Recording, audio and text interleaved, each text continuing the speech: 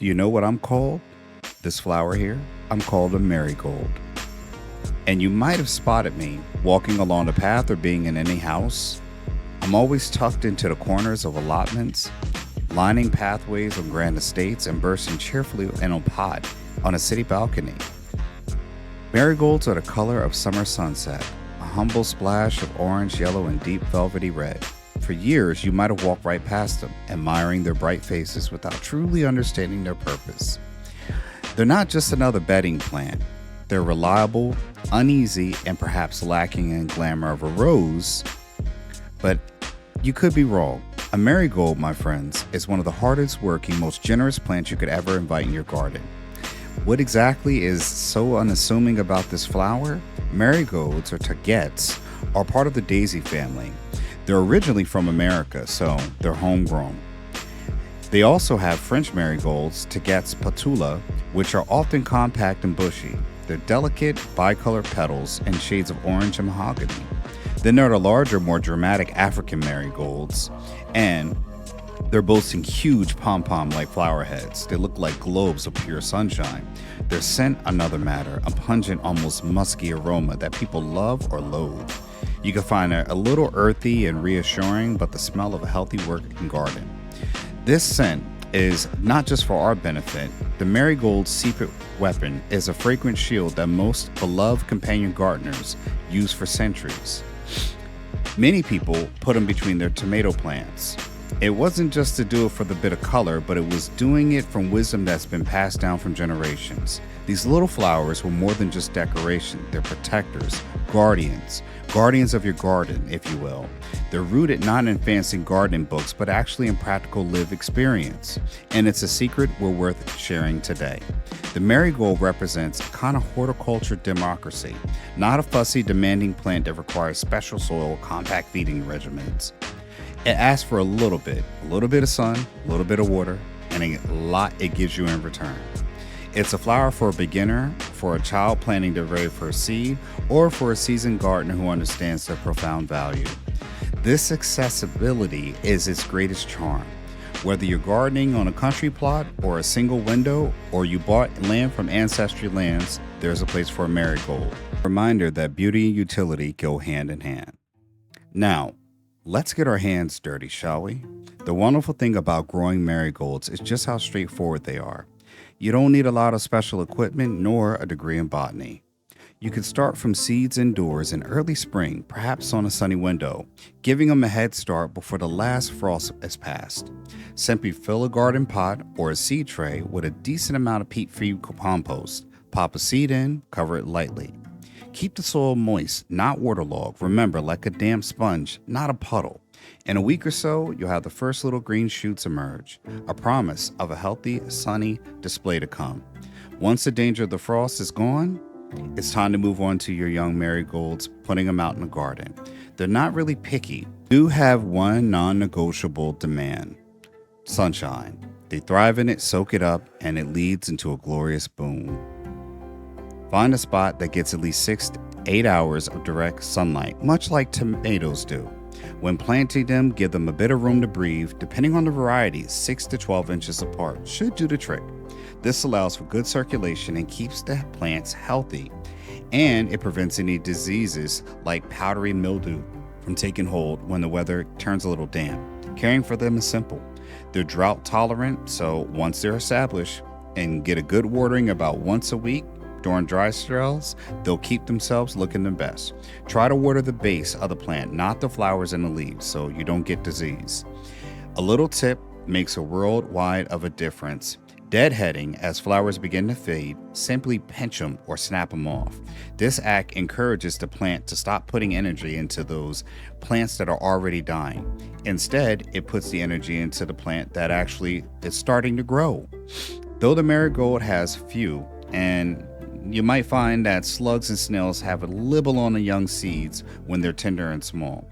A bit of vigilance in the early days is all that's needed, but honestly, that's about the extent of their troubles. They're robust, resilient, and forgiving. If you forget to water them a day or two, they'll probably bounce back.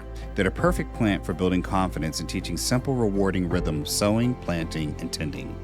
It's a gentle and fulfilling cycle. Now, let's delve into the real magic of marigolds. Its role as the garden's unsung hero for generations. Vegetable gardeners have planted marigolds as companion plants, particularly alongside precious crops like tomatoes, potatoes, and beans. The practice is steeped in observation.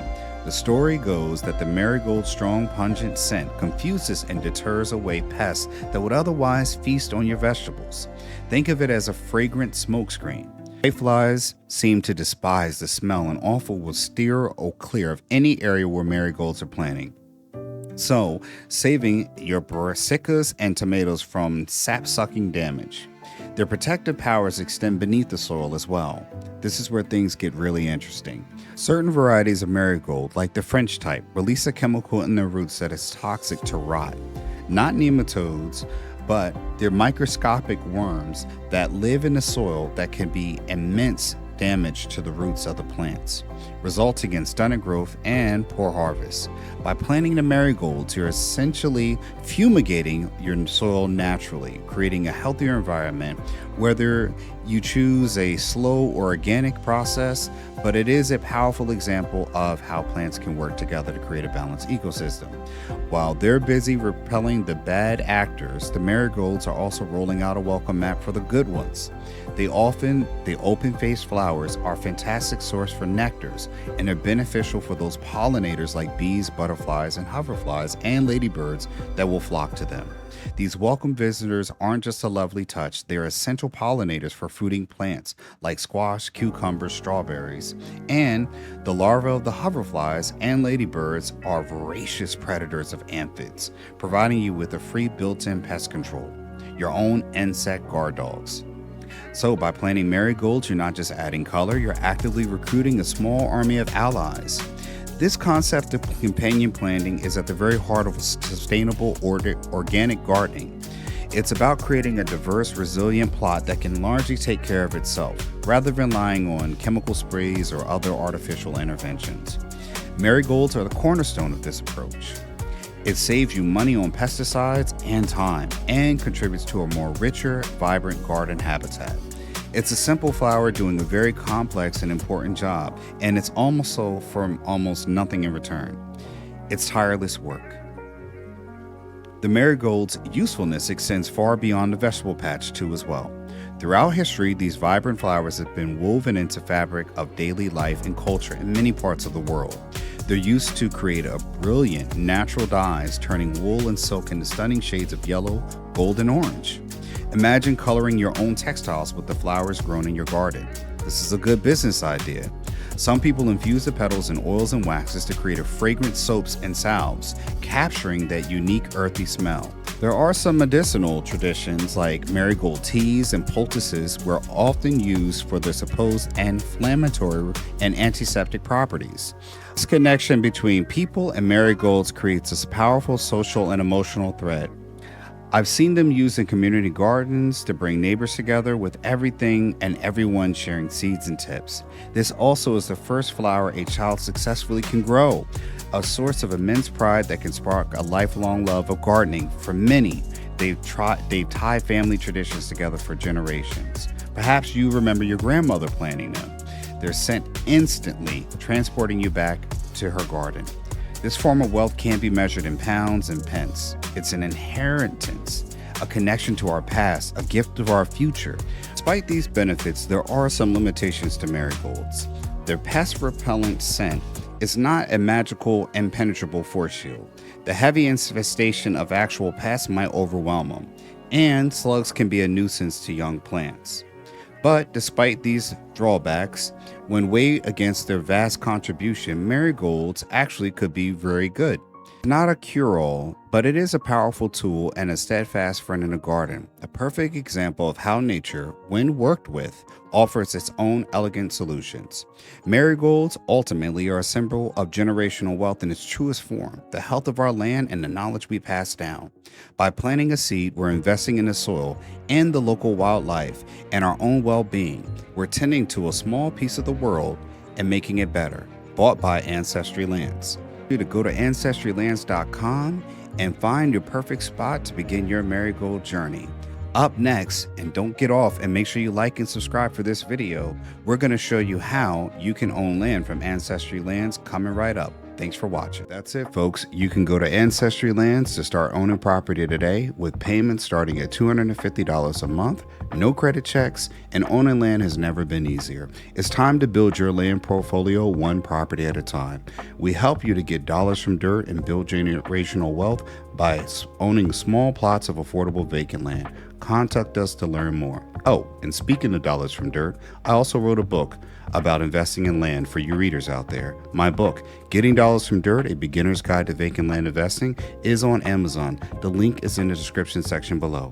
Inside, you'll learn simple, easy to read insights that will have you understanding why you should own land today. For more tips and tricks, subscribe for updates, comment below, and let us know what you enjoyed about this video. Thanks for watching, and I'll see you in the next one. And remember, like and subscribe.